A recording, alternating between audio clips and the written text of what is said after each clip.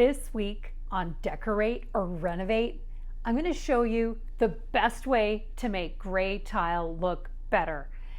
And let's be honest, isn't the world full of gray tile? Well, I'm going to give you the #1 word that you need to know anytime you think about gray in any context, and that is this: nothing brings gray to life faster than color.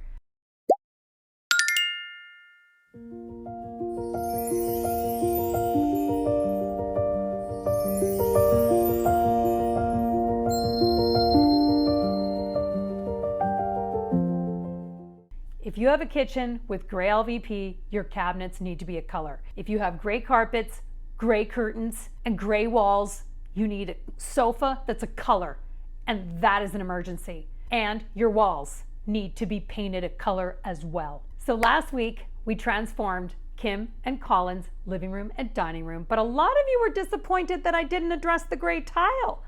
I got a few comments saying, hey, I clicked on this video because I saw the gray tile, because so many people have it. So this week, you're going to be the judge. After I finish decorating this hallway virtually, I want you to post in the comments below, would you rather replace all the flooring for $20,000 or do the decorating we're about to do? So let's get started. By the way, this video is coming to you this week from a hotel room in Arizona that has gray floors. But at least we have 2 lamps, and that is what we all need in order to be happy in your house when it's dark at night. So if you want to learn how to create gallery walls, add more lamps to your world, which equals joy, and the right throw pillows, you need my styling school. And it's available inside my community where you can post photos and get some joy into your living room.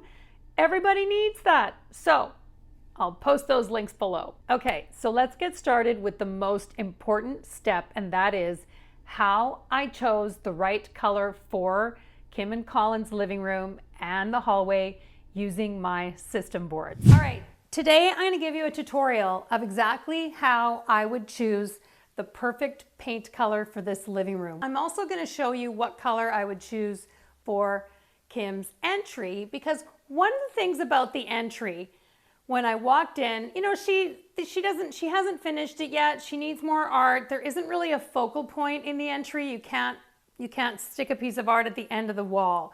So we need the paint color in the entry and the hall to do some more heavy lifting, okay? So I have my paint colors from my system. This is the neutral collection from the Killam Colour System. And I just keep them in a nylon bag where I've had them for years. And here is my neutral color wheel. Okay, so let's find out what the undertone is of this area rug. There's a few colors in here, but if you turn it, you can see that there's definitely blue-green here, but the overall read of this rug is in the world of taupe. All right, it's like taupe and violet gray, but it's mostly taupe.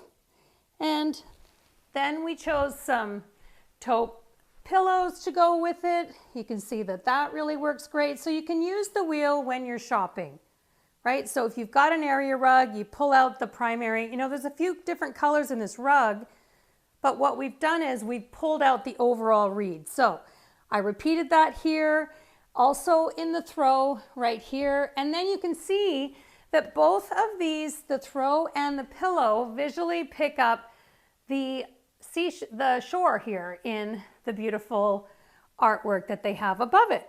Okay, so that is now enough taupe where it's like, okay, that's the overall read. Let's find the taupes from my system, okay? All right, so now here's the next thing you take. You take some of the other samples. So this is a great example of how I would, the first thing I would do is we want to create a little neutral backdrop, okay, so that we're not visually comparing the old color to the new color. So the old color is Wind's Breath, which is a taupe grayish in my system, but in this room, it just kind of dies, right? We need something stronger here. So this is the range of taupes from my system, okay? So this is going from light to dark, just like that, right? So then we stand back and we compare to the rug. How does that look with the pillows and stuff? That looks great. Now, how do we decide whether this room is going to be a blue-green or whether it's going to be a taupe? Well, here's what we would do. All right, so I don't sell the color collection anymore. I now only sell the Killam Colour System, which are my 50 neutrals and whites. Once you have my starter kit, that's all you need when you are choosing the right neutral or white. Okay, so I've already pre-selected some blues from my collection, okay? And the one that I liked the most was the darker one in this room. So here's what you do. You move it around, all right? So we can see that, like, you know, this one looks really good with her lamps. Okay, so here's why I would put, so the reason why I would put the blue-green in the entry, and let's go take a look, okay? This now creates perfect flow and the hallway doesn't, as I was saying, because we've got doors at the top of the hallway, you know, we can't put a piece of art up there. We can put a piece of art right here, which I would recommend. So you come in here, and because she's got a really nice neutral gray floor, this blue-green would look really good. Look at how great it looks with her taupe to violet gray area rug. Like, really pretty. Now it doesn't fight. And once this paint color is in the whole entry and hallway, I mean, and it happens to go with her art right here, right? So now you walk in and the place just feels alive. That's what we need color to do. And color is so great for that it really does the heavy lifting. So then now we're creating flow from the living room. And for that reason, I would put the blue-green in here, and then I would choose a taupe for the living room and to make it feel richer, right? So we're not going to do the darker ones, right? But we would consider the lighter ones. And see, when you do this, you and your spouse, it's kind of hard to argue anymore. You don't need to go back and forth looking at tiny paint chips because it becomes very obvious.